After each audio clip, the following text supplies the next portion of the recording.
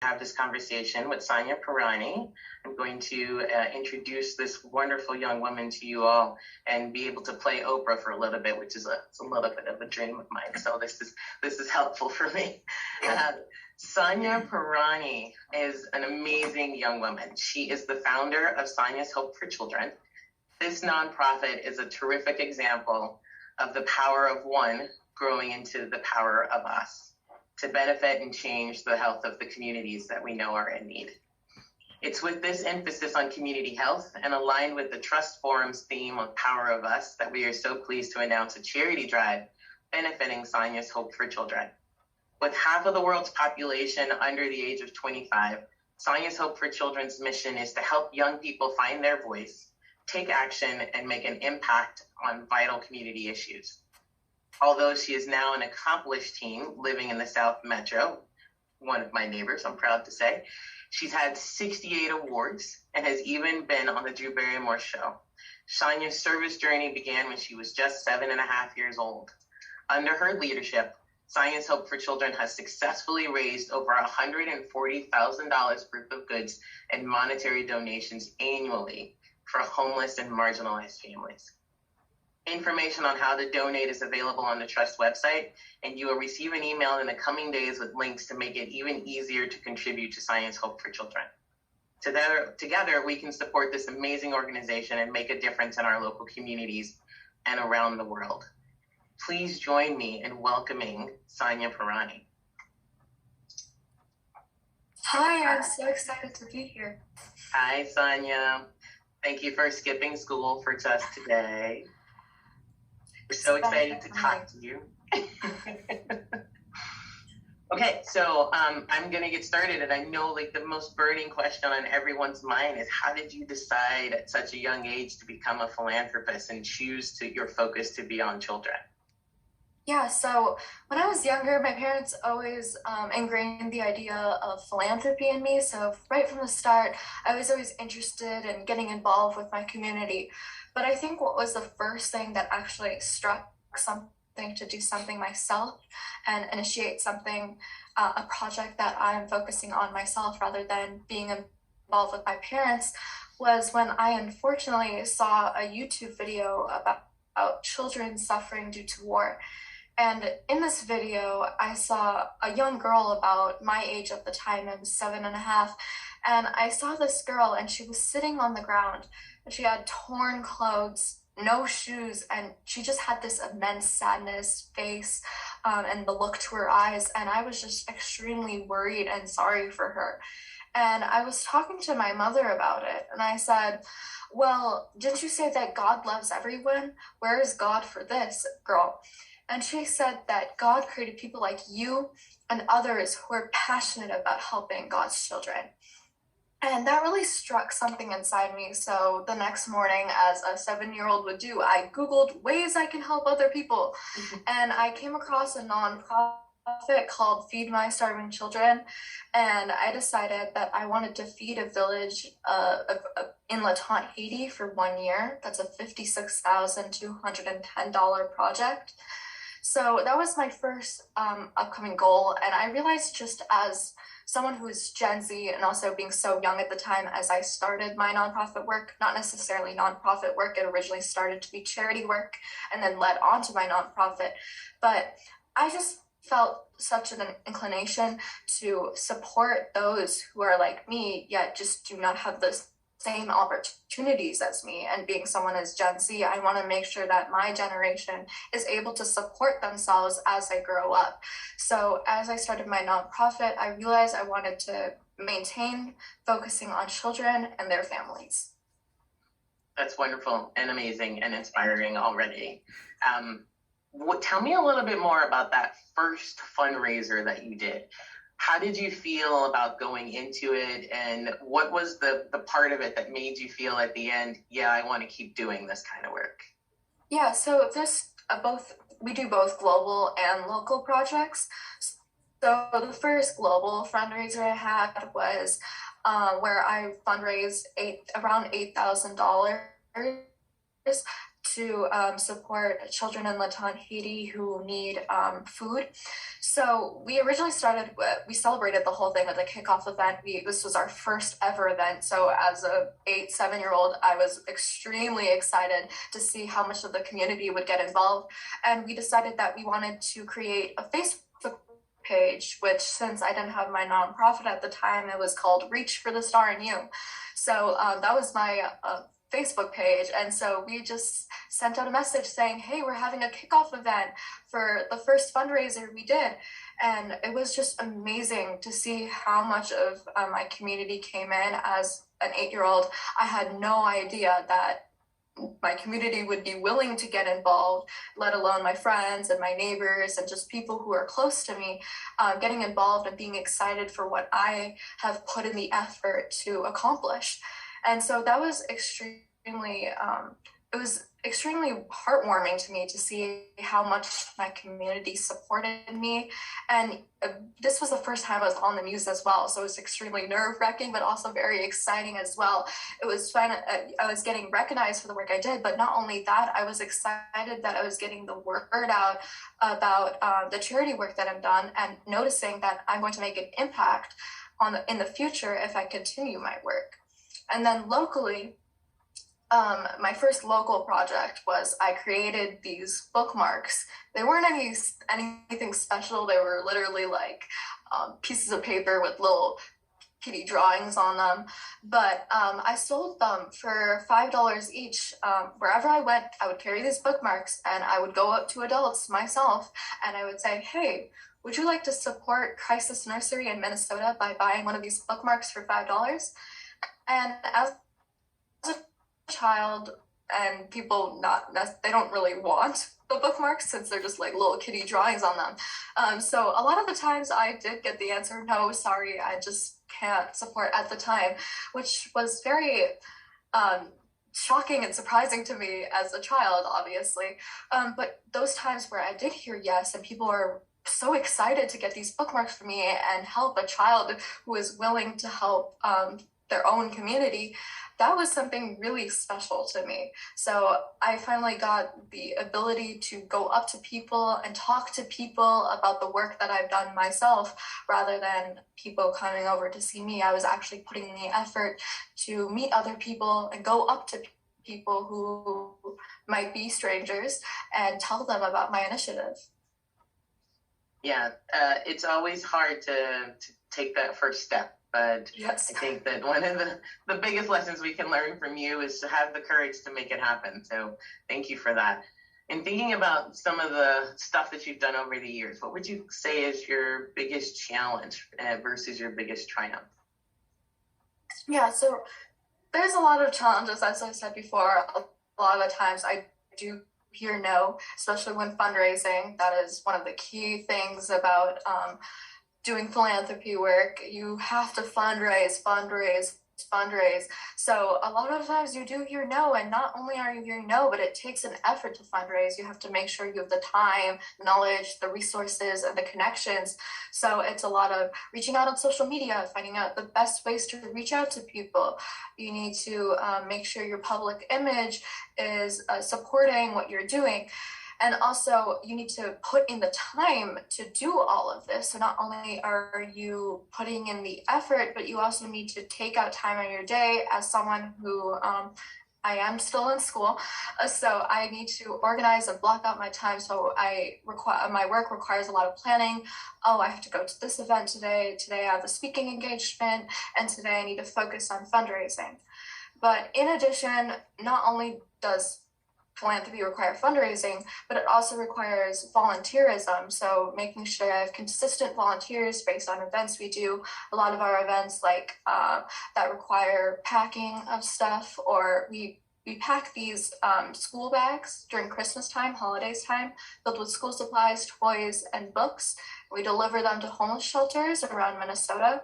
So we need to make sure we have enough volunteers who are packing the bags, delivering the bags, putting the bags into boxes, retrieving the school supplies, since they need to be physical school supplies and not just monetary donations. So all of these projects require a lot of effort and volunteerism. Since I myself, I can't do everything. I need to make sure my community is getting involved. And it's really nice to see the community getting involved. It's not just me that's putting in the effort, but I get to see the effort that my community is doing to support me and my initiative. And I think what my biggest triumph is like I said about the Christmas bag project, we literally delivered these bags to homeless shelters around Minnesota. So I get to see some of these children and families receiving these bags. And a lot of the times the kids are just so excited and so happy. They're just waiting in line, anticipating getting these bags. And that is just so touching to me. And it's just so nice to see that they are actually excited about what they're getting. And since they don't necessarily have the supplies that they need, they're finally getting these supplies so they can use it and contribute it towards their education, since their school supplies and etc., things that they might need on a daily basis in order to get their education. And I remember this one time I was at the homeless shelter, and a mother came up to me and she just hugged me. And since it's the holidays time, she said that she wasn't able to afford anything meaningful or special for their children. So she was just extremely happy that she was able to get these bags so that she can celebrate the holidays with her families. So that was just extremely touching, and knowing that this is actually making a difference in my community and communities around the world. So what's your ultimate dream for Science Hub for Children? Yeah, like I said, we do both local and global projects. So with the Christmas Bag Project, we hope to expand nationally. So we want to not only focus on Minnesota, but hopefully other homeless shelters around the world, since we want to make sure that everyone is getting these supplies that they need when they might not usually. And then globally, this is a little bit of a stretch, but we're still hoping. But we want to build a library in Gizzard, Pakistan, because there's not much travel there. There's not very many roads, so it's very hard for children there to get an education. It's very isolated in an isolated place with minimal schools and access to educational needs. So we hope to build a library there and buy books there for the library, or even partner with an organization or a school that already exists there and fund them based on whatever educational needs that they might need. Those are really easy, achievable things. So I have full faith that you're going to get there for sure. Give us one quick piece of advice before we open it up to the audience. So please think on some questions that you may have for Sanya and put them in the chat, and I'll give them to her in the order in which I see them. But Sanya, as a very inspiring teenager who has so much life left and so much left to accomplish, give us, some of us in our mid-career feeling less like we've accomplished anything listening to you, a little bit of advice on what you see we can all do to bring out the power in us. Yeah, I think when it comes to philanthropy, many people think, oh, it's just something that you need to put in the effort just to help other people. But I think it also regards what we enjoy. So we need to take out the time to figure out what we enjoy and what we like in life and put that into a philanthropic effort.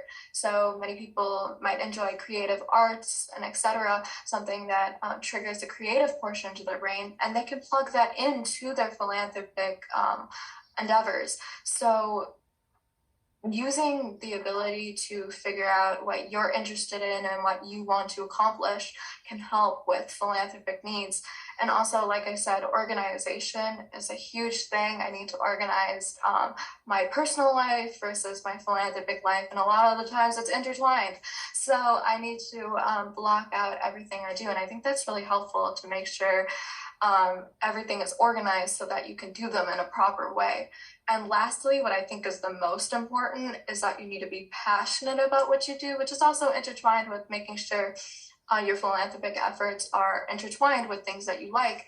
You need to be passionate because it takes a lot of effort, especially with bigger projects or projects that are globally or projects that require more funding. You need to be passionate and make sure that you're actually putting in enough effort to accomplish these goals. Yes, thank you. So we have one quick question that I'll bring out to you. It says, Sanya, what do you think we can do to inspire others your age about the importance of paying it forward? Yeah, from a very young age, my parents have always told me about the efforts of philanthropy. When I was younger, I had these three piggy banks. One was for my future, one was for what I want to use at the moment, and one was for what I would contribute to charities and projects that I wanted to donate to. So if I wanted to send some of my money to feed my 7 children or different organizations that might need a little bit of funding, I would put in a little bit of my allowance into that piggy bank. So I think right from the start, making sure that I think the more that we're educated about those who are less fortunate than we are, is very important, since I think the more that we get to know things, the more we're familiar with them and the more we're inclined to support them, since we understand vicariously what they're going through. Wonderful. Who is your role models and mentors, and what role models have played in your success so far? Yeah, from the very beginning, I used to do a lot of speaking engagements. I used to speak at a lot of churches, and a lot of pastors used to give me speaking advice, since they usually speak up in front of large crowds and they're used to the speaking thing. And as a 7-year-old, I wasn't, let's say, the best speaker I was as I may be now, but they used to give me little bits of advice on how to properly communicate with those people I wanted to have a philanthropic effort with.